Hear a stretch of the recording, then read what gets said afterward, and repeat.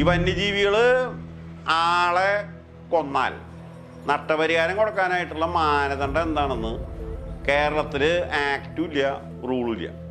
ആരാണ് ഈ എമൗണ്ട് കൊടുക്കേണ്ടതെന്നില്ല. മരണപ്പെടുന്നവൻ്റെ ഏത് മാനദണ്ഡം പ്രകാരമാണ് നഷ്ടപരിഹാരം തീരുമാനിക്കേണ്ടതെന്നില്ല. ഇതൊന്നും ഇല്ലാത്തതുകൊണ്ട് ഇത് വെറും സിവിൽ കേസായിട്ട് പോവും. ചെറിയൊരു നഷ്ടപരിഹാരത്തൊക്കെയാണ് കോടതി കൊടുക്കുക. അത് കീഴ്ക്കോടതി പറഞ്ഞാൽ അത് ജില്ലാ കോടതി പോവും, ജില്ലാ കോടതിയിൽ പറഞ്ഞാൽ അത് ഹൈക്കോടതി പോവും. ഹൈക്കോടതി പൈസ കൊടുക്കണം എന്ന് പറഞ്ഞാൽ ഈ പൈസ കൊടുക്കാൻ ബാധ്യസ്ഥനായവൻ ഞാൻ പാപ്പരാണ് എന്ന് പറഞ്ഞിട്ട് കത്ത് എഴുതി കോടതിയിൽ കൊടുത്താൽ ഈ നടപടികളൊക്കെ അവിടെ നിൽക്കും. അപ്പോൾ ഈ 13,50,000 രൂപയ്ക്ക് തിരുവിതാംകൂർ ദേവസ്വം ബോർഡ് ഒരു ആനയെ ലേലം വിളിച്ച് ഒരു ദിവസത്തെ പരിപാടിക്ക് കൊടുത്തുന്ന എല്ലാ പത്രത്തിലും വാർത്ത വന്നു. ഞങ്ങളുടെ അഭിപ്രായം ഈ പത്രത്തിൽ വാർത്ത കൊടുത്ത ആ എഡിറ്റർ അടക്കം ഈ കേസിൽ പിടിച്ചുള്ളിടണം. ആന ആളുകളെ കുത്തി ഉത്സവപ്പറമ്പിൽ കൊന്നൊരു കേസിലും ഇൻഷുറൻസ് കമ്പനി ഇൻഷുറൻസ് പ്രീമിയം അടച്ചിട്ടുള്ള അമ്പലങ്ങൾക്ക് പോലും പൈസ കൊടുത്തിട്ടില്ല. ആനകളെ മുൻകൂട്ടി കാണിച്ച് പൈസ പിരിക്കുന്നത് രാഷ്ട്രീയക്കാരുടെ സപ്പോർട്ടുള്ള ഉത്സവ സംഘാടകരായതുകൊണ്ട് ഇതിനേരെ പോലീസോ വനം വകുപ്പോ ഇൻകം ടാക്സോ ഒരു നടപടി എടുക്കുന്നില്ല. അന്ന് ബാലകൃഷ്ണ പിള്ള മന്ത്രിയാണ്. ഇത് നിയമമായി വന്നാൽ ഉണ്ടാകാവുന്ന ഭവിഷ്യത്തിനെ കുറിച്ച് പിള്ളയ്ക്ക് നല്ല ബോധം ഉണ്ടായിരുന്നു. അപ്പോൾ പിള്ള മന്ത്രിസഭയിൽ പ്രഷറൈസ് ചെയ്തിട്ട് ഈ നിയമം അവിടെ ഇരുന്നു, ഫയലിലിരുന്നു. ഓണർഷിപ്പ് സർട്ടിഫിക്കറ്റിലുണ്ട് ഒരു ആനയെ കൈവശം വെച്ചാൽ 25,000 രൂപ പിഴയും കിട്ടും, 8 വർഷത്തെ തടവും കിട്ടും എന്നുള്ള നിയമം നിലനിൽക്കെ അതില്ലാണ്ടാണ് ഇവിടെ ആനകളെ വെച്ചുകൊണ്ടിരിക്കണമെന്നുള്ളത് 2005 വിവരാവകാശ നിയമം വന്നേ പിന്നെയാണ് നമ്മളുടെ കയ്യിൽ രേഖകൾ കിട്ടി തുടങ്ങി. അപ്പോൾ എല്ലാ പോലീസ് സ്റ്റേഷനിൽ നമുക്ക് വന്ന മറുപടിയിൽ ഒരു 272 ആളുകളെ ആനകൾ ഉത്സവങ്ങളുടെ ഇടയിൽ കൊന്നതായും അവർക്കെതിരെയൊക്കെ ക്രിമിനൽ കേസ് എടുത്തിട്ടുള്ളതായും ഈ കൊന്ന സമയം പകലൊരു 11-നും 4 മണിക്ക് ഇടയ്ക്കാണ് എന്നുള്ള വിവരം കിട്ടി. അപ്പോൾ ഇതിന് നമ്മൾ സർക്കാരിനെ ഇതിനൊന്നും പ്രേരിപ്പിക്കാൻ വേണ്ടിയിട്ട് ഈ 11 തൊട്ട് 4 വരെയുള്ള സമയത്ത് നല്ല ചൂടാണ്. അപ്പോൾ ചൂടുള്ള സമയത്ത് ഈ ആനകളെ എഴുന്നള്ളിക്കരുതെന്ന് വൈൽഡ് ലൈഫ് പ്രൊട്ടക്ഷൻ ആക്ട് പറഞ്ഞിട്ടുണ്ട്. കോടതി തന്നെ ഈ വിധിയിൽ വെള്ളം നല്ലോണം ചേർത്തു വെച്ചാൽ കാലിൻ്റെ അടിയിൽ നനച്ച ചാക്ക് ഇട്ടാൽ മതി എന്ന് പറഞ്ഞിട്ട് ഈ വിധി മൊത്തം വെള്ളം ചേർത്തു. തൃശ്ശൂർ പൂരത്തിന് ഒരു ആനയുടെ കാലിൻ്റെ അടിയിൽ വെള്ളം ഒഴിച്ചു. പക്ഷേ ഈ തൃശ്ശൂർ പൂരം കഴിഞ്ഞ് പിറ്റേ ദിവസം തൊട്ട് ഇരിഞ്ഞാലക്കുട അമ്പലത്തിൽ വെള്ളമില്ല, ചാക്കുമില്ല, ഒന്നുമില്ല. ഈ നിയമത്തിൽ എഴുതിയിരിക്കുന്ന ഒരു പരിപാടിയും ഇവർ നടപ്പിലാക്കില്ല. നടപ്പിലാക്കേണ്ട ഘട്ടം വരുമ്പോൾ അവിടെ ഹൈന്ദവ ക്ഷേത്രമാണ്, ക്രിസ്ത്യൻ പള്ളിയാണ്, മുസ്ലിം ദേവാലയമാണ്, മതവികാരം പറഞ്ഞപ്പെടും, എന്തുണ്ടെങ്കിലൊക്കെ ആയിക്കോട്ടെ. ആൾ മരിച്ചാൽ ഞങ്ങൾ എഴുന്നള്ളിപ്പ് നിർത്തുന്നുള്ള അവസ്ഥയിലേക്ക് ഇപ്പോൾ വനം വകുപ്പും പോലീസ് എത്തിയിരിക്കുകയാണ്. നിയമത്തിലുള്ള ഒരു പ്രാമുഖ്യവും ആനയ്ക്ക് കിട്ടുന്നില്ല എന്ന് മാത്രമല്ല ആനകൾ മനുഷ്യരെ കൊന്നൊടുക്കിക്കൊണ്ടിരിക്കുക. ഇപ്പോൾ ഈ യൂട്യൂബ് ചാനലുകൾ കുറേ ഉണ്ട്, പോർട്ടലുകളൊക്കെ. ഈ പാപ്പാന്മാരുടെ ഭാര്യമാരാണ് കൂടുതൽ ഇത് ചെയ്യുന്നത്. ആനേനെ നിർത്തിക്കൊണ്ട് ആനന് സേഫായിട്ട് ഈ പെൺകുട്ടി ഇരിക്കുകയും ആനന് സേഫായിട്ട് ഈ പാപ്പാനിരിക്കുകയും എന്നിട്ട് ആന പട്ടിക്കുട്ടിയും അതുപോലെ തന്നെ ഈ ആട്ടിൻകുട്ടിയൊക്കെ ഞങ്ങൾ വളർത്തുന്ന പോലെ വളർത്തുന്നൊരു ജീവിയാണ്, എന്ത് വേണമെങ്കിലും ആനയുടെ അടുത്ത് ആന പച്ച പാവാണെന്നും പറഞ്ഞിട്ട് കുറേ വീഡിയോസ് പുറത്തേക്ക് ഇറക്കുന്നുണ്ട്. ഈ വീഡിയോസിന് ഭയങ്കരമായ റീച്ചാണുള്ളത്. കണ്ടമാന ആളുകൾ ലൈക്ക് ചെയ്യുന്നുണ്ട്, നല്ല കാര്യമെന്നൊക്കെ പറയുന്നുണ്ടെങ്കിലും ഈ കഴിഞ്ഞ ആഴ്ച അവസാനം ആളെ കൊന്ന മലപ്പുറം ജില്ലയിലത്തെ വിഷയത്തിൽ അയാളെ ആന കൊന്നത് അയാൾ തന്നെ പറയുന്നത് 30 കൊല്ലമായിട്ട് ആനയോടൊപ്പം ഞാനും തമ്മിൽ നല്ല ബന്ധമെന്നൊക്കെ പറയുന്ന അയാളെയാണ് ആന ചവിട്ടി കൂട്ടി കഷ്ണാക്കി 17 കഷ്ണാക്കി വലിച്ചെറിഞ്ഞത്.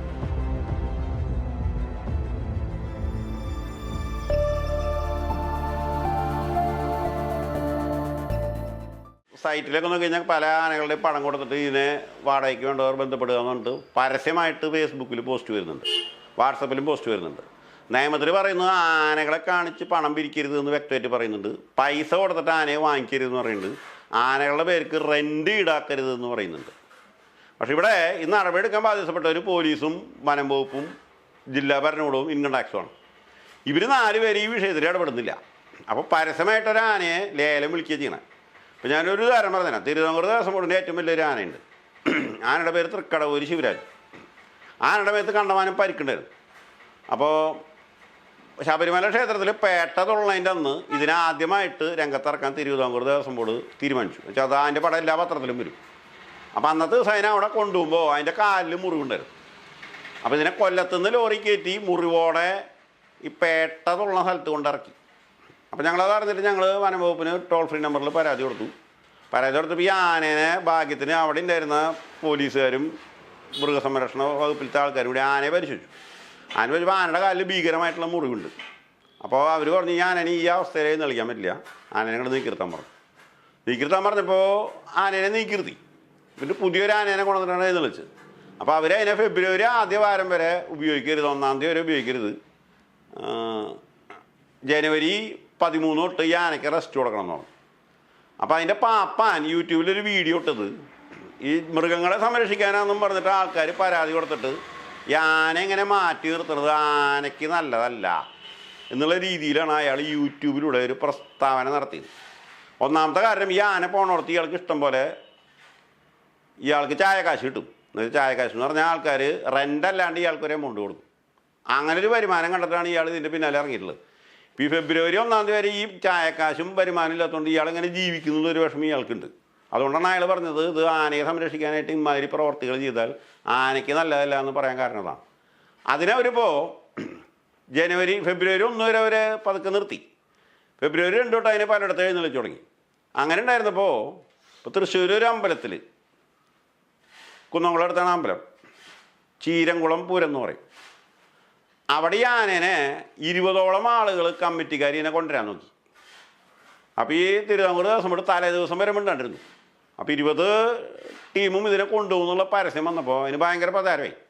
അപ്പോൾ അവർ ടെൻഡർ വെച്ചപ്പോൾ അവിടെ 20 ആളുകളും 13 ലക്ഷത്തോളം രൂപയ്ക്ക് ഈ ആനയെ ഞങ്ങൾ കരാറെടുത്ത് കൊണ്ടുപോകാമെന്ന് പറഞ്ഞിട്ട് ടെൻഡറിന് സ്റ്റേറ്റ്മെൻറ്റ് വെച്ചു.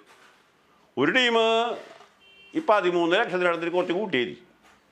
അപ്പോൾ ഈ 13,50,000 രൂപയ്ക്ക് തിരുവിതാംകൂർ ദിവസം പോലെ ഒരു ആനയെ ലേലം വിളിച്ച് ഒരു ദിവസത്തെ പരിപാടിക്ക് കൊടുത്തുന്ന എല്ലാ പത്രത്തിലും വാർത്ത വന്നു. ഞങ്ങളുടെ അഭിപ്രായം, ഈ പത്രത്തിൽ വാർത്ത കൊടുത്ത ആ എഡിറ്റർ അടക്കം ഈ കേസിൽ പിടിച്ചുള്ളിടണം. എന്നുവെച്ചാൽ വന്യജീവിയെ ഇമാതിരി ലേലം ചെയ്ത് വിൽക്കുന്നതിന് പരോക്ഷമായ പിന്തുണയാണ് ഈ പത്രങ്ങൾ ചെയ്തിട്ടുള്ളത്. പക്ഷേ ഇന്ന് വരെ 3 ദിവസമായിട്ടും ഒന്നും ചെയ്തിട്ടില്ല ആരും. അപ്പോൾ പരസ്യമായിട്ട് ഇങ്ങനെ ചെയ്യാൻ കാരണം വെച്ചാൽ ഇതിൻ്റെ മുകളിൽ അവിടെ പിരിവ് നടക്കി. 13 ലക്ഷം രൂപ കൊടുത്ത ആനയെ കൊണ്ടുവന്നാലും ആ ആനയെ കൊണ്ടുവന്ന ടീമിൻ്റെ പരിസരത്തുള്ള വീട്ടുകാരിൽ നിന്ന് ഒരു പരസ്യമായിട്ട് കാശ് പിരിക്കും. കാശ് പിരിച്ച് അത് പലവിധ കാര്യങ്ങൾക്ക് ഉപയോഗിക്കും. അപ്പോൾ ഒരു ആനയ്ക്ക് 13 ലക്ഷം രൂപ ഒരു ദിവസം ചിലവഴിച്ച് അനധികൃതമായി വാടകയ്ക്ക് എടുത്തുകൊണ്ടിരുന്ന പ്രക്രിയയാണ് ഇപ്പോൾ കേരളത്തിൽ ഉള്ളത്. സാധാരണ ആനയ്ക്കൊക്കെ ഒരു ദിവസം 3 ലക്ഷം രൂപയ്ക്ക് ഒരു വാടക പറയുന്നുണ്ട്. ഈ കേന്ദ്ര സർക്കാർ നിയമപ്രകാരം 20,000 രൂപയിൽ കൂടുതൽ എന്ത് കൈമാറുമ്പോഴും അത് ബാങ്ക് ചെക്കായിട്ടോ ഇലക്ട്രോണിക് രൂപത്തിലെ പാടുള്ളൂ എന്ന് വളരെ വ്യക്തമായിട്ട് പറയുന്നുണ്ട്. പക്ഷേ ഇവിടെ ഈ പൈസ മുഴുവൻ പറയുന്നത് അങ്ങനെയല്ല.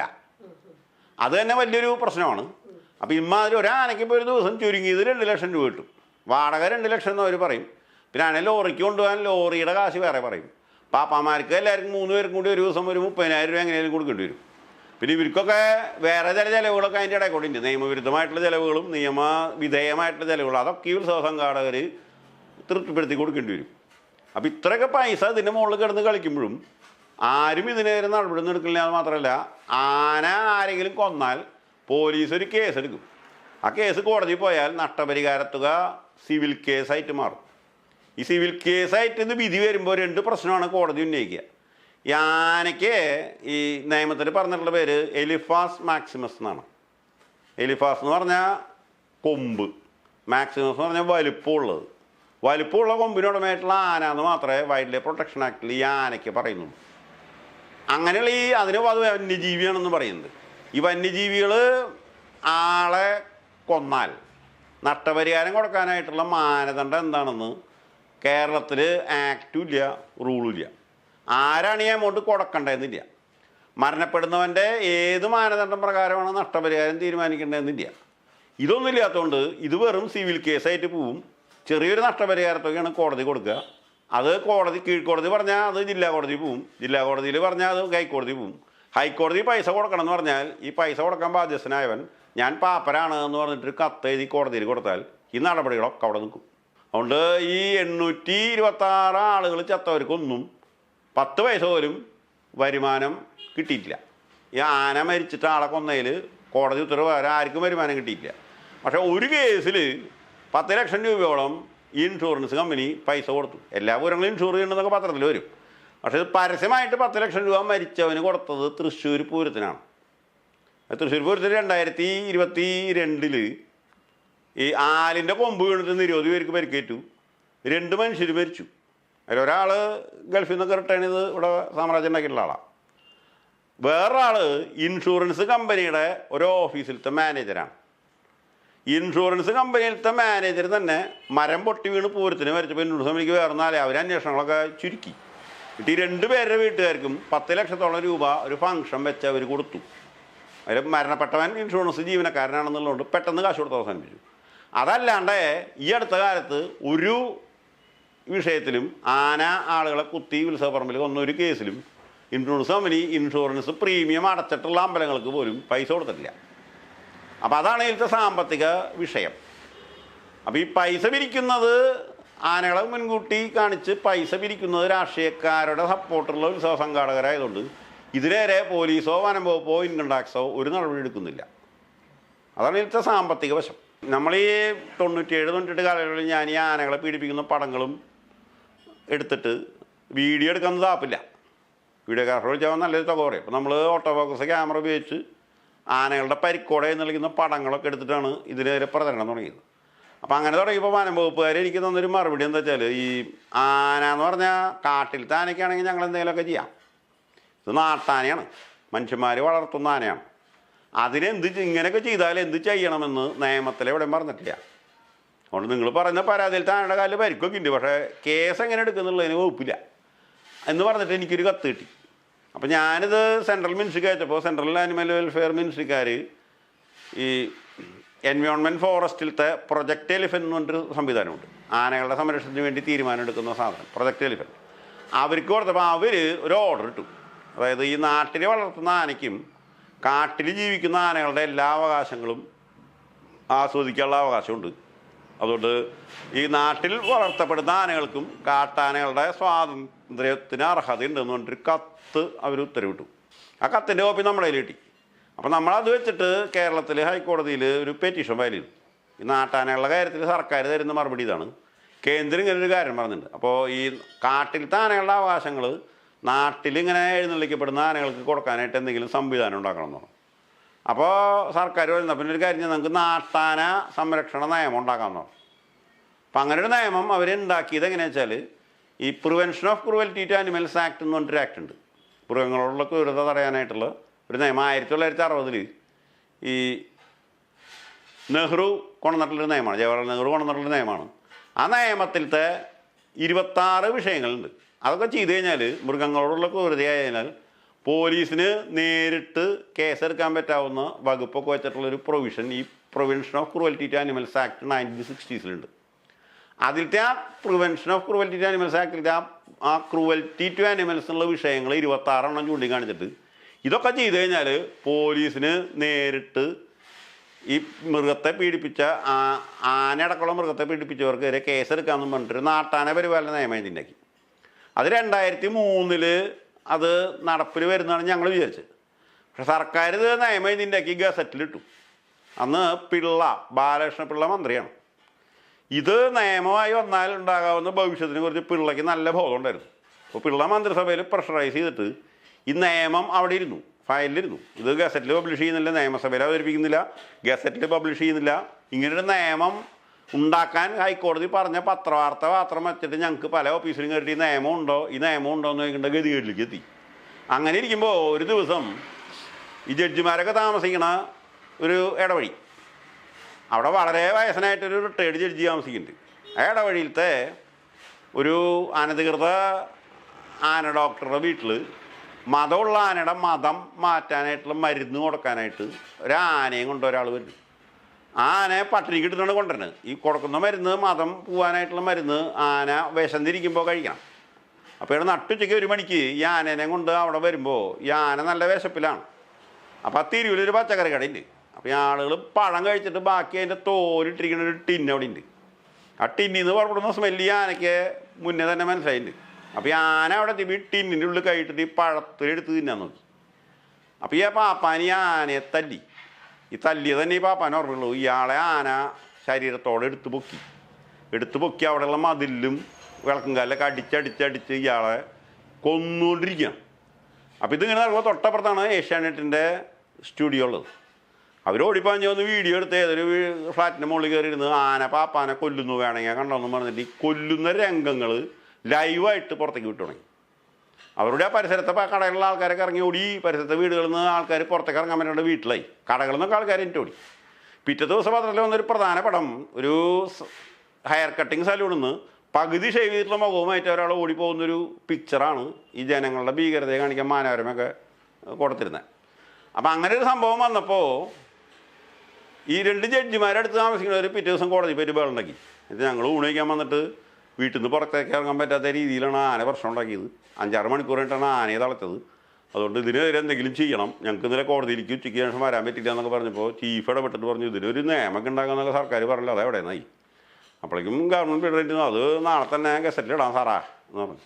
അങ്ങനെ ഈ ആന പ്രശ്നം ഉണ്ടാക്കിയപ്പോൾ ഈ നാട്ടാന പരിപാലന നിയമം ഗസറ്റിൽ പ്രസിദ്ധീകരിക്കാൻ സർക്കാർ തയ്യാറായി.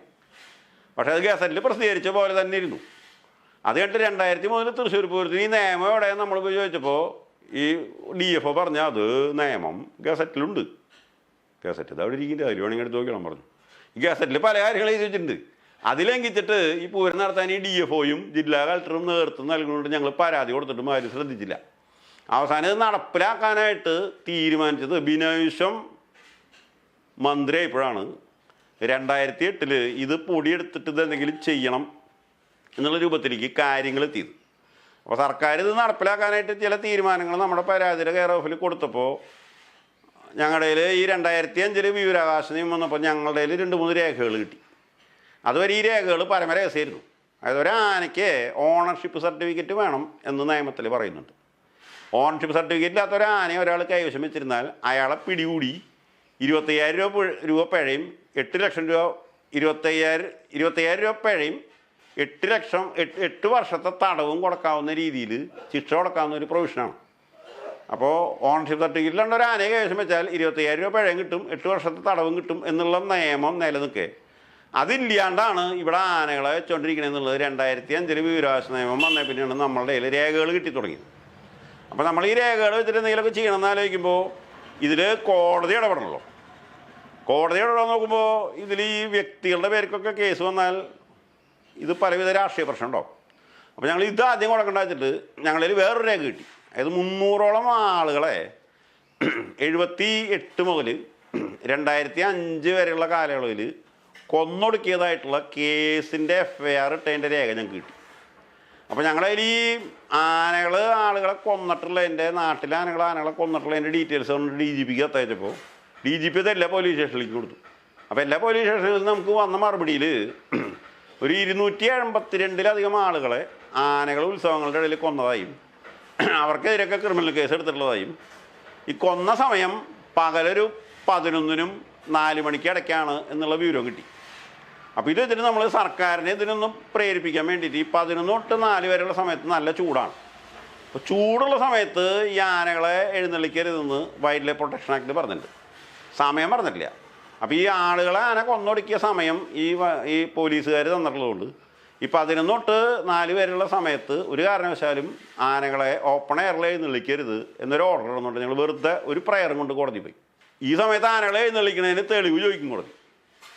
അപ്പോൾ ഈ തെളിവ് നമ്മളെങ്ങനെ ഉണ്ടാക്കും? ഇപ്പോഴത്തെ ക്യാമറയിലൊക്കെയാണ് ഈ ഡേറ്റും സമയമൊക്കെ വരുന്നത്. ഈ 2007 ക്യാമറയിലൊന്നും ഈ ഡേറ്റും സമയമൊന്നും കിട്ടാനുള്ള സംവിധാനമില്ല. അപ്പോൾ ഞങ്ങളിതിനനുസരിച്ച് ഇപ്പോൾ മനസ്സിലായി ഈ തൃപ്പൂണിത്തുറ ക്ഷേത്രം എറണാകുളത്തുണ്ട്. അവിടെ രാത്രി 11 തൊട്ട് ഒരു 2 മണി വരെയുള്ള സമയത്ത് ഭക്തജനങ്ങളെ ഒരു സ്ഥലത്ത് ആനേനെ നിർത്തി എഴുന്നള്ളിച്ച് ആനയെ നിർത്തിയിട്ട് ആ സമയത്തിനുള്ളിൽ ഭക്തജനങ്ങളെ കൊണ്ട് സ്വർണ്ണക്കുടത്തിൽ പൈസ ഇടിക്കുന്ന പരിപാടിയുണ്ട്. അപ്പോൾ ഈ സമയക്രമം അറിയാനായിട്ട് അവരോടൊരു വാച്ച് വെച്ചിട്ടുണ്ട്. വാച്ച് വലിയ വാച്ചാ. അതിൽ നോക്കിയാൽ ഈ ആന എഴുന്നള്ളിപ്പിൻ്റെ സമയം കിട്ടും. അത് രാത്രിയാണ് വേണ്ടിയിട്ടാണ് ഒരു ചീന.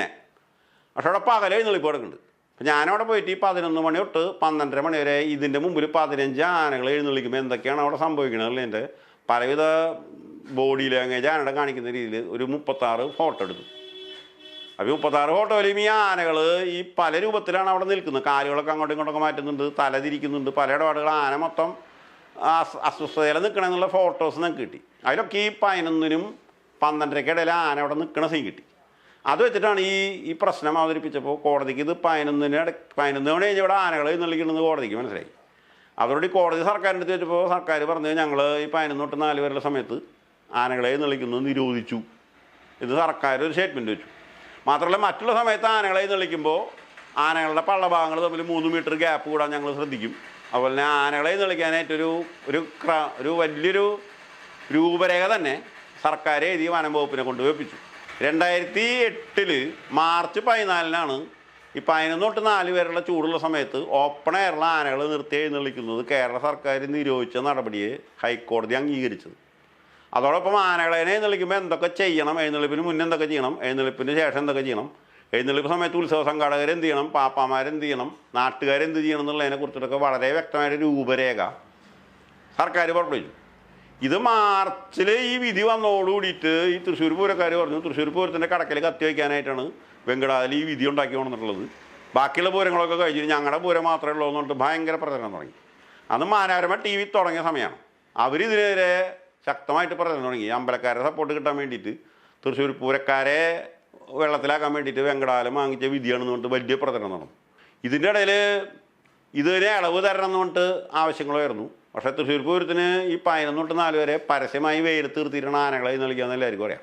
അത് നടക്കില്ല എന്നാൽ ഇപ്പോൾ വലിയ വിഷയമായി. അപ്പോൾ അന്ന് വനം വകുപ്പിൻ്റെ കൗൺസിലായിരുന്ന രഞ്ജിത്ത് അമ്പാൻ തൃശ്ശൂർ പൂരത്തിൻ്റെ 2 ദിവസം മുന്നേ കോടതിയിൽ പോയിട്ടൊരു വിചിത്രമായൊരു വാദം വെച്ചു.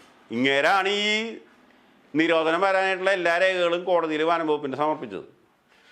ഇങ്ങേരും കൂടെ അറിഞ്ഞിരുന്നിട്ടാണ് ഈ നിരോധനം വന്നത്. പക്ഷെ ഇങ്ങേര് തന്നെ കോടതിയിൽ പോയിട്ട് വിചിത്രമായിട്ടൊരു വാദം ഉന്നയിച്ചു. എന്നുവെച്ചാൽ ഇങ്ങേരുടെ വീട്ടിൻ്റെ മുന്നിലുള്ള ഇരിഞ്ഞാലക്കുട കൂടൽമാണിക്യസ്വാമി ക്ഷേത്രത്തിൽ 8 ദിവസം 15 ആനകളെ ഈ സമയത്ത് എഴുന്നള്ളിക്കണം. അവിടെ പന്തലൊന്നും കെട്ടാൻ പറ്റില്ല. അതുകൊണ്ട് ഇതിലൊരു ഇളവ് തരാൻ പറഞ്ഞു. അപ്പം അന്ന് ഈ സർക്കാർ വക്കീൽ തന്നെ ഇങ്ങനെ കോടതിയിൽ പറഞ്ഞപ്പോൾ കോടതി പിന്നെ ഒന്നും ആലോചിച്ചില്ല. അവരെന്തൊരു ചെയ്തതെന്ന് വെച്ചാൽ ഈ വിധിയിൽ മൊത്തത്തിൽ വെള്ളം ചേർത്ത് എന്ന് പറഞ്ഞാൽ പച്ച മലയാളത്തിൽ പറയുകയാണെങ്കിൽ വെള്ളം ആ വിധിയിൽ വന്നു. അതായത് മുകളിൽ നിന്ന് വരുന്ന വെയിൽ എങ്ങനെ ആന സഹിക്കുമെന്നുള്ളതൊക്കെ മറന്ന് ആനകൾ നിൽക്കുമ്പോൾ 11 തൊട്ട് 4 വരെ ആനകൾ ഭൂമിയിൽ നിൽക്കുമ്പോൾ കാലിൻ്റെ അടിയിൽ നനച്ച ചാക്കിടണം, നനഞ്ഞുകൊണ്ടിരിക്കണ ചാക്കിടണം എന്ന് പറഞ്ഞിട്ട് ഈ വിധി മൊത്തത്തിൽ വെള്ളം ചേർത്തു. കോടതി തന്നെ ഈ വിധിയിൽ വെള്ളം നല്ലോണം ചേർത്തു. വെച്ചാൽ കാലിൻ്റെ അടിയിൽ നനച്ച ചാക്കിട്ടാൽ മതി എന്ന് പറഞ്ഞിട്ട് ഈ വിധി മൊത്തം വെള്ളം ചേർത്തു. ഈ വിധി തൃശ്ശൂർ പൂരത്തിന് അവർ ആനയുടെ കാലിൻ്റെ ഇടയിൽ വെള്ളം ഒഴിച്ചു. പക്ഷേ തൃശ്ശൂർ പൂരം കഴിഞ്ഞ് പിറ്റേ ദിവസം തൊട്ട് ഇരിഞ്ഞാലക്കുട അമ്പലത്തിൽ വെള്ളമില്ല, ചാക്കുമില്ല, ഒന്നുമില്ല. അവിടെ 11 തൊട്ട് 2:30 മണി വരെ നല്ല വെയിലത്ത് ആനകളെ വിളിച്ചുകൊണ്ടിരുന്നു. അവസാനം 4 ദിവസം കഴിഞ്ഞപ്പോൾ 5-ാമത്തെ ദിവസം ഞങ്ങൾ വീണ്ടും മെയിലിൽ കൂടെ പരാതി കൊടുത്തു, ഫോണിൽ കൂടെ പരാതി കൊടുത്തു. ഈ 5-ാമത്തെ ദിവസം അവിടെ ഒരാന അമ്പലത്തിനുള്ളിൽ 11 തൊട്ട് 3 മണി വരെയുള്ള സമയത്ത് 3 മനുഷ്യരെ കൊന്നു. എന്നിട്ട് പോലും അവിടെ നടപടി എടുത്തില്ല. അപ്പോൾ ഈ അങ്ങനെയുള്ള നിയമങ്ങളൊക്കെ ഉണ്ടായി വരുമ്പോൾ ഈ നിയമത്തിൽ എഴുതിയിരിക്കുന്ന ഒരു പരിപാടിയും ഇവർ നടപ്പിലാക്കില്ല. നടപ്പിലാക്കേണ്ട ഘട്ടം വരുമ്പോൾ അവിടെ ഹൈന്ദവ ക്ഷേത്രമാണ്, ക്രിസ്ത്യൻ പള്ളിയാണ്, മുസ്ലിം ദേവാലയമാണ്, മതവികാരം പറഞ്ഞപ്പെടും, എന്തുണ്ടെങ്കിലൊക്കെ ആയിക്കോട്ടെ. ആൾ മരിച്ചാൽ ഞങ്ങൾ എഴുന്നള്ളിപ്പ് നിർത്തുന്നുള്ള അവസ്ഥയിലേക്ക് ഇപ്പോൾ വനം വകുപ്പും പോലീസ് എത്തിയിരിക്കുകയാണ്. നിയമത്തിലുള്ള ഒരു പ്രാമുഖ്യവും ആനയ്ക്ക് കിട്ടുന്നില്ല എന്ന് മാത്രമല്ല, ആനകൾ മനുഷ്യരെ കൊന്നൊടുക്കിക്കൊണ്ടിരിക്കുകയാണ്. അത് ഇന്നലെ കഴിഞ്ഞ ആഴ്ച വരെ നടന്നു. മതം ഉള്ളപ്പോൾ ഈ ആന പാപ്പന്മാർ പറഞ്ഞാൽ കേൾക്കില്ല. ആനയുടേതായിട്ടുള്ള രോഗത്താവും. ഇവരെത്ര മർദ്ദിച്ചാലും ആന ഇവരുടെ ആജ്ഞയ്ക്ക് കീഴടങ്ങില്ല. അപ്പോൾ ഈ ഹീറ്റ് പീരീഡാണ് ഈ മതം വരാനുള്ള പ്രധാന കാരണം. അപ്പോൾ ഈ ഹീറ്റ് പീരീഡുള്ള സമയത്ത് ഇവർ ആനയുടെ മതം കുറയ്ക്കാനായിട്ട് സൂത്രപ്പണി എന്താ വെച്ചാൽ, ആന പനിച്ച് കഴിഞ്ഞാൽ ആനയ്ക്ക് ഫീവർ വന്നാൽ, പനി വന്നാൽ ഈ മതം ഇൻഡ്യൂസ് ചെയ്യുന്ന കെമിക്കൽസ് ആനയുടെ ശരീരത്തിൽ ഉണ്ടാവില്ല. അപ്പോൾ ഈ പനി വരണമെങ്കിൽ 2 കാര്യം ചെയ്യാം. ഒന്ന്, ആനയെ തളർത്തി നിർത്താം. 2, ആനയുടെ മേത്ത് മുറിവുണ്ടാക്കിയിട്ട് മുറിവ് പഴുത്താൽ അതോടെ ഈ പനി വരും ആനയ്ക്ക്. ഈ പനി വന്നാൽ പിന്നെ ഈ മതം വരില്ല. അതുകൊണ്ട് ഈ പനിപ്പിക്കാനായിട്ട് 2 കാര്യം ഇവർ ചെയ്യും. ഒന്ന്, ശരീരത്തിൽ വേണമെന്ന് വെച്ച് പല ഭാഗത്തും സ്ഥിരമായിട്ടുള്ള മുറിവുകളുണ്ടാക്കും. അതോടെ ഈ മുറിവ് പഴുക്കുമ്പോൾ ആനയ്ക്ക് പനി വരും. പനി വരുമ്പോൾ ആന തളരും, ഭക്ഷണം കഴിക്കില്ല, ഒന്നും കഴിക്കില്ല, ആക്രമിക്കാനുള്ള ടെൻഡൻസി കുറയും. പക്ഷേ പ്രത്യേക സമയം വരുമ്പോൾ ഈ ആനയുടെ ഹീറ്റ് നിയന്ത്രിക്കാൻ പറ്റില്ല. ഹീറ്റ് പീരീഡ് ആനയ്ക്ക് പ്രകൃതി ഉണ്ടാകുന്നതാണ്. ഈ ഹീറ്റ് പീരീഡ് നിയന്ത്രിക്കാൻ പറ്റാണ്ടാകുമ്പോൾ ഈ ആന ഈ പാപ്പാൻ്റെ നിയന്ത്രണങ്ങളെ വെല്ലുവിളിച്ച് പാപ്പാൻ വേറൊരു പുഴുവാണെന്നും ശക്തി എനിക്കാണെന്നും കാണിക്കുന്ന രീതിയിൽ ആനകൾ പാപ്പാമാരെ നാട്ടുകാരെ കൊന്നൊടുക്കുന്നതാണ് നമ്മളിപ്പോൾ ഈ കണ്ടുകൊണ്ടിരിക്കുന്നത്. ഹീറ്റ് പീരീഡ് വരുന്ന ആന എല്ലാ പ്രതിബന്ധങ്ങളെയും മാറ്റി നിർത്തി ഭീകരമായിട്ടുള്ള ആക്രമണം നടത്തി പാപ്പാമാരെ കൊന്നൊടുക്കിക്കൊണ്ടിരിക്കും. ഈ ആനയുടെ മതവും ആനയുടെ ഹീറ്റ് പീരീഡും തമ്മിൽ വളരെ വ്യക്തമായിട്ടുള്ള ബന്ധമുണ്ട്. ഇത് കൂടുതലും ആനയ്ക്ക് വർദ്ധിക്കുന്നത് നവംബറിൽ മഞ്ഞ്, ഡിസംബറിൽ മഞ്ഞും വെയിലും, പിന്നെ മാർച്ചിൽ മഞ്ഞും വെയിലും മഴയും കൂടെ ഒരുമിച്ച് വരുന്ന സമയം. അതായത് വൃശ്ചികം, ധനു, മകരം, കുംഭം എന്നീ മാസങ്ങളിലാണ് പ്രകടമായിട്ട് ആനയുടെ ഹീറ്റ് പീരീഡ് കൂടുക. ഈ കൊമ്പനും പിടിക്കും ഹീറ്റ് പീരീഡ് വന്നാൽ അവറ്റകൾ ഈ എണ ചേരാനുള്ള ടെൻഡൻസി ഉള്ളതുകൊണ്ട് എണ ചേർന്നാൽ മാത്രമേ ഈ ഹീറ്റ് അവസാനിക്കുള്ളൂ. അതല്ലാതെ കണ്ട് എന്ത് കാര്യം ചെയ്താലും ഈ ഹീറ്റ് പീരീഡ് നിയന്ത്രിക്കാൻ പറ്റില്ല. അപ്പോൾ അത് വരുന്ന സമയത്ത് എത്ര മുറിവുണ്ടെങ്കിലും ആന പാപ്പാൻ്റെ ആജ്ഞയ്ക്ക് കീഴടങ്ങാണ്ട് പാപ്പാനെ ആന തൻ്റെ ശരീരത്തിൻ്റെ അടുത്തുനിന്ന് മാറ്റാൻ വേണ്ടി പലതും ചെയ്യും. ആ ചെയ്യുന്നതിൻ്റെ ഭാഗമായിട്ടാണ് ഈ ആനപ്പാപ്പന്മാരും ചിലപ്പോൾ ആനപ്പാപ്പാന് പകരം മുന്നിൽ വന്ന് പെടുന്ന നാട്ടുകാരും ആനയുടെ ആക്രമണത്തിൽ മരിച്ചു എന്ന് പത്രങ്ങളും ടി വിയിലും വാർത്ത വരുന്നു. അപ്പോൾ ഈ ഹീറ്റ് പീരീഡ് കുറയ്ക്കാൻ ഇപ്പോൾ ഇവർ ചെയ്യുന്നത് ഒന്ന് പരിക്കുണ്ടാക്കലാണ്. പരിക്കുണ്ടാക്കി ആ പരിക്ക് പഴുത്താൽ ഫീവർ വരും. ഫീവർ വന്ന് ആന പനി പിടിച്ചാൽ പിന്നീട് ആനയ്ക്ക് മതം ഉണ്ടാവില്ല. മതം ഇല്ലാത്ത ആന തളർന്നു നിൽക്കുന്നതാണ് പൊതുവെ ജനവിശ്വാസം. അപ്പം അങ്ങനെ ഉണ്ടാവുമ്പോഴും ചില ആനകൾ ഹീറ്റ് പീരീഡ് കൂടിക്കഴിഞ്ഞാൽ ഈ പരിക്കുണ്ടെങ്കിലും അതിനിഷ്ടമുള്ള പ്രകാരം പോകാൻ നോക്കും. അപ്പോൾ പോകാൻ നോക്കുമ്പോൾ തടയുന്ന പാപ്പാനെ കൊല്ലും, അല്ലെങ്കിൽ മുമ്പിൽ വരുന്ന ആൾക്കാരെ കൊല്ലും. അതാണ് ഇപ്പോൾ നമ്മൾ നാട്ടിൽ കണ്ടുകൊണ്ടിരിക്കുന്നത്. അപ്പോൾ ഈ ഹീറ്റ് പീരീഡ് നിയന്ത്രിക്കാനായിട്ട് ഇവർ വേറൊരു കാര്യം ചെയ്യണത്, ഇതിനെ പരിക്കുണ്ടാക്കാതെ തളർത്തുന്നൊരു പരിപാടിയുണ്ട്. 20 രൂപയ്ക്ക് നമുക്കൊരു കുപ്പി ഹോമിയോ മരുന്ന് വാങ്ങിക്കാൻ കിട്ടും. സാധാരണ ആളുകൾക്ക് കൊടുക്കുന്നത് ഈ ഭ്രാന്ത് ഉന്മാദം മൂത്ത് നിന്ന് ആളുകളെ ആക്രമിക്കുന്ന ആളുകളെ തളർത്തി കിടത്തി ഉറക്കാൻ വേണ്ടിയിട്ടാണ് ഈ മരുന്ന് ഹോമിയോക്കാർ കൊടുക്കുന്നത്. ഈ ഹോമിയോ മരുന്ന് 20 രൂപയ്ക്ക് ഒരു കുപ്പി, ചെറിയൊരു കുപ്പി കിട്ടിയാൽ അതിന് ഇവരെന്ത് ചെയ്യുന്നത് വെച്ചാൽ അതിനെ വാങ്ങിച്ചു കൊണ്ടിട്ട് പ്രത്യേകിച്ച് ആർക്കും തോന്നാത്ത രീതിയിൽ ഒരു പാക്കറ്റ് മോഡേൺ ബ്രെഡ് വാങ്ങിക്കും. ഈ മോഡേൺ ബ്രെഡിൻ്റെ ഈ പാക്കറ്റ് തുറന്നിട്ട് ഇവർ ഈ മോഡേൺ ബ്രെഡിൻ്റെ പാക്കറ്റിൻ്റെ ഉള്ളിലേക്ക് ഈ മരുന്നിൻ്റെ കുപ്പിയിലത്തെ മരുന്ന് അങ്ങോട്ട് ഒഴിക്കും. അത് കഴിഞ്ഞിട്ട് ഓരോരോ മോഡേൺ ബ്രെഡായിട്ട് ഈ ആനയ്ക്ക് കൊടുക്കും. ഇപ്പോൾ ബ്രെഡ് വെജിറ്റബിളാണ്, ആന തിന്നും. ഇതിലടങ്ങിയിരിക്കുന്ന മരുന്ന് എന്ന് പറഞ്ഞാൽ അതും വെജിറ്റബിളാണ്, അതും ആന കഴിക്കും. പക്ഷെ ഇത് രണ്ടും കഴിച്ചാൽ ഈ ആന മയങ്ങി നിൽക്കും. ഈ മയങ്ങി നിൽക്കുമ്പോൾ ഹീറ്റ് പീരീഡ് നിയന്ത്രിക്കാൻ പറ്റും. ശരീരത്തിന് മുറിവുണ്ടോ ഇല്ലയോ എന്നുള്ള വിഷയമില്ല. മുറിവുണ്ടെന്നുകൊണ്ട് നമ്മൾ ഇതിൻ്റെ പരിക്കിൻ്റെ പടം എടുത്ത് ആർക്കും കൊടുക്കില്ല. ആന ഇങ്ങനെ മയങ്ങി നിൽക്കും. ഒരു ലക്ഷണം എന്താ വെച്ചാൽ ചെവി ഇതാട്ടില്ല. ചെവി ഇതാട്ടാണ്. ഈ ചെവി ആട്ടണമെങ്കിൽ ആന സ്വബോധത്തിൽ നിൽക്കണം. അപ്പം ചെവി ആട്ടാണ്ട് നിൽക്കുമ്പോൾ ഈ ആനയുടെ ശരീരത്തിൻ്റെ ഹീറ്റ് പീരീഡ് താനെ വർദ്ധിക്കും. അപ്പോൾ ഈ മരുന്ന് കൊടുത്ത ആന ഹീറ്റ് പീരീഡ് ഇല്ല എന്ന് പാപ്പന്മാർ വിശ്വസിക്കും. പക്ഷേ ആന നല്ല ഹീറ്റിലായിരിക്കും. ഇങ്ങനത്തെ ആനയാണ് ചില പ്രത്യേക സമയത്ത് പരിക്കില്ലാത്ത ആനയായിട്ട് നിന്നിട്ട് ആളുകളെ കൊല്ലുന്നത്. അപ്പോൾ ഈ മരുന്ന് ഹോമിയോ മരുന്നായതുകൊണ്ട് ആർക്കും എപ്പോഴും കിട്ടും. ഞാൻ പേര് പറയാത്തതിന് എല്ലാവരും വാങ്ങിച്ച് ഉപയോഗിക്കേണ്ട വെച്ചിട്ടാണ്. ഈ അപസ്മാരം അതുപോലെ തന്നെ പെട്ടെന്ന് ഉന്മാദം ഉണ്ടാകുന്ന ആളുകളുടെ വീട്ടിലൊക്കെ ഈ മരുന്നുണ്ട്. ഇതൊരു ചെറിയൊരു കുപ്പിക്ക് 50 ഗ്രാമിനും കണ്ട് നമുക്ക് 20 രൂപയ്ക്ക് വാങ്ങിക്കാൻ പറ്റും. ഹോമിയോ കടയിൽ പോയി കഴിഞ്ഞാൽ ഈ മരുന്നിൻ്റെ പേര് പറഞ്ഞാൽ ആർക്കും കിട്ടും. ഇത് പാപ്പന്മാർ വാങ്ങിച്ചു കൊണ്ടിട്ട് ഇത് ചെയ്യുമ്പോൾ നമ്മൾ പലയിടത്തും ഇത് പോലീസുകാരോട് പറഞ്ഞിട്ട് ഇത് കൊടുക്കാതാക്കിയാൽ അവർ പെട്ടെന്ന് ആനേനെ അവിടെ നിന്ന് കൊണ്ടുപോകും. അതിന് പല സ്ഥലത്തും പാപ്പാൻ്റെ വീട്ടുകാർ മരിച്ചു എന്നൊക്കെ പറഞ്ഞിട്ടാണ് ഈ ആനേനെ അവിടെ നിന്ന് കൊണ്ടുപോകുക. ഇത് കൊടുക്കാണ്ട് അവിടെ നിന്ന് കഴിഞ്ഞാൽ ഒന്നില്ലെങ്കിൽ ആന പാപ്പാനെ കൊല്ലും, ഇല്ലെങ്കിൽ ആന ഓടും. അപ്പോൾ ഇത് കൊടുക്കാൻ നമ്മൾ പരാതി കൊടുത്താൽ ഈ ആനകളൊക്കെ പെട്ടെന്ന് അവിടെ നിന്ന് അപ്രത്യക്ഷമാവും. ഇപ്പം മിനിഞ്ഞാന്ന് ഈ നിലമ്പൂര് മാരിയമ്മൻ്റെ അമ്പലത്തിൽ ആന ഇടഞ്ഞോടി സ്കൂട്ടർ വലിച്ചെറിഞ്ഞു, ഭീകര പ്രശ്നം ഉണ്ടാക്കി എന്നൊരു വാർത്ത വന്നു. ഈ മാരിയമ്മൻ്റെ അമ്പലം എന്ന് പറഞ്ഞാൽ തമിഴ് സംസ്കാര പ്രകാരം ദ്രാവിഡ സിസ്റ്റപ്രകാരം പൂജകൾ ചെയ്യുന്ന ഒരമ്പലമാണ്. അവിടെ ശരിക്കും കൊല്ലത്തിൽ 3 ദിവസം പൂജയുള്ളൂ. അതിൻ്റെ അവസാനം അവർ സാധാരണ ഒരു ആടിനെ കറക്കും. മുമ്പൊക്കെ മനുഷ്യനെ കറത്തിരുന്നു എന്ന് പറഞ്ഞു, ദ്രാവിഡ സിസ്റ്റമാണ്. ആടിനെ കറക്കും. ഇവർ തീ കൂടെ കറങ്ങി നടക്കും. തിളച്ച എണ്ണയൊക്കെ ഈ പൂജാരികൾ മേത്ത് എടുത്തൊഴിക്കും, തിളച്ച വെള്ളം ഒഴിക്കും. ഇത് കഴിഞ്ഞാൽ അവർ ഈ മഞ്ഞൾ കുമ്മായം കലക്കിയിട്ട് അവർ മേത്തൊക്കെ ഒഴിക്കും. എന്നുവെച്ചാൽ ചോര എടുത്തൊഴിക്കുന്നതിന് പകരം ചുവപ്പ് നിറത്തിലുള്ള ഒരു ദ്രാവകത്തെ എടുത്ത് ഇവർ മേത്തൊഴിക്കും, വിഗ്രഹത്തിലൊക്കെ ഒഴിക്കും. അതിന് ഗുരുതി എന്ന് പറയും.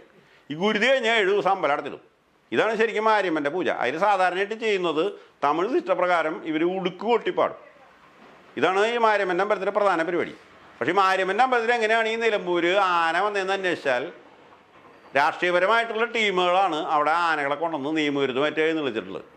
അവിടെ കഴിഞ്ഞ ആഴ്ച ഈ സംഭവം നടന്നപ്പോൾ ഒരാന, നിരവധി പേരുകളുള്ള ഒരാന അവിടെ വന്നിട്ട് ഭീകരമായിട്ട് ഇടഞ്ഞോടി പ്രശ്നമൊക്കെ ഉണ്ടാക്കിപ്പോൾ നമ്മളിപ്പോൾ ഈ ആന എവിടേക്കൊക്കെ പോകണമെന്നുള്ള വിവരമൊക്കെ എല്ലാ പോലീസ് സ്റ്റേഷനിലും കൊടുത്തു.